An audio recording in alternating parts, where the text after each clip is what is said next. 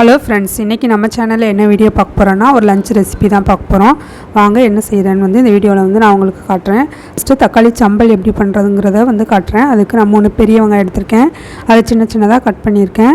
இப்போ இதை எப்படி செய்கிறதுன்னு காட்டுறேன். இப்போ பாத்திரம் ஹீட் ஆகிடுச்சு. இப்போ எண்ணெய் ஊற்றிக்கிறேன். இப்போ கொஞ்சம் கடுகு சேர்த்துக்கிறேன். கடுகு பொரிஞ்சதுக்கப்புறமா நம்ம பொடிசாக கட் பண்ணி வச்சுருந்த வெங்காயத்தை சேர்த்துடலாம். வெங்காயம் நல்லா வதங்கட்டும்.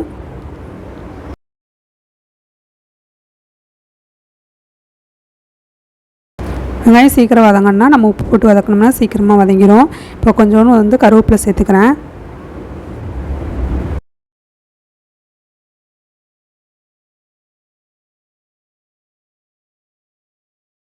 இதை ஒரு 2 மினிட்ஸ்க்கு மூடி வச்சிடலாம். வெங்காயம் நல்லா வதங்கி வந்திருக்கு.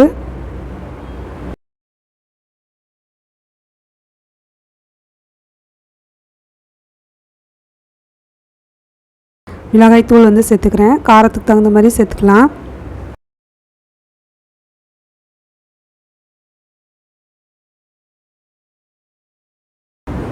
இப்போ கட் பண்ணி வச்சிருந்த தக்காளி சேர்த்துக்கிறேன். நான் இதுக்கு 3 தக்காளி எடுத்திருக்கேன்.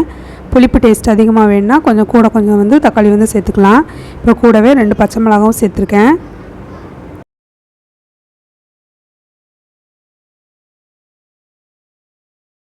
வெங்காயம் தக்காளி எல்லாம் ஒன்றா சேர்ந்து வதங்கி வரட்டும். இப்போ இதை மூடி வச்சிடலாம் ஒரு 5 நிமிஷத்துக்கு. அடுப்பை லோ ஃப்ளேமில் வச்சுக்கலாம். தக்காளி நல்லா சாஃப்டாக வதங்கி வந்திருக்கு. தக்காளி எல்லாத்தையும் மசிச்சு விட்டுறலாம்.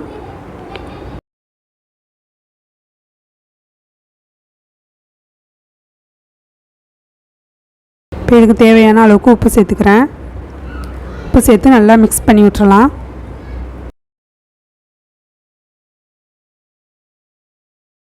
இப்போ கொஞ்சோண்டு நான் தண்ணி ஊற்றிக்கிறேன்.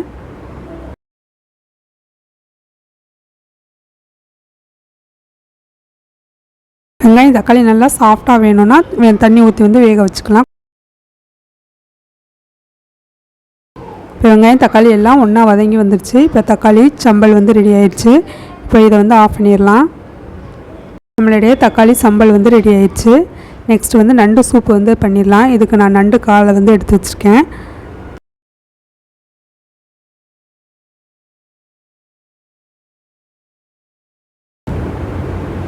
நண்டு எல்லாம் சேர்த்தாச்சு. இப்போ நான் ஒரு பெரிய வெங்காயம் கட் பண்ணி வச்சுருந்தேன். அதையும் சேர்த்துக்கிறேன். 2 தக்காளி சேர்த்துக்கிறேன்.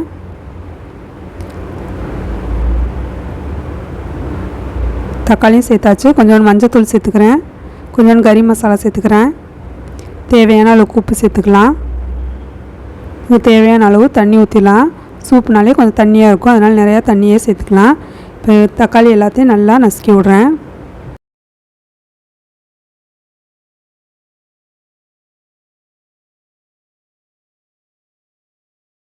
அடுப்பில் வச்சிடலாம். ஹை ஃப்ளேமில் ஒரு 10 நிமிஷத்துக்கு நல்லா கொதிக்க விட்டு எடுத்துக்கலாம். இப்போ கொஞ்சோண்டு இஞ்சி பூண்டு சேர்த்துக்கிறேன்.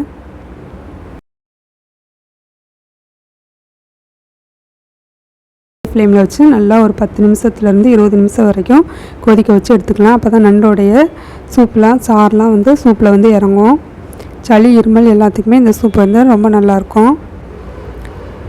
இப்போ இது 10 நிமிஷம் நல்லா கொதிச்சிருச்சு. நிமிஷத்துக்கு லோ ஃப்ளேமில் வச்சு நம்ம கொதிக்க விடலாம். இப்போ நல்லா நண்டுலாம் கொதிச்சு நல்லா நண்டு வெந்துருச்சு. இப்போ நண்டோட சாறு எல்லாமே சூப்பில் இறங்கிடுச்சு. இப்போ இதை நம்ம இந்த சூப்பை தாளித்து விட்டுறலாம். ஃபஸ்ட்டாக கொஞ்சோண்டு கொத்தமல்லி சேர்த்துக்கிறேன்.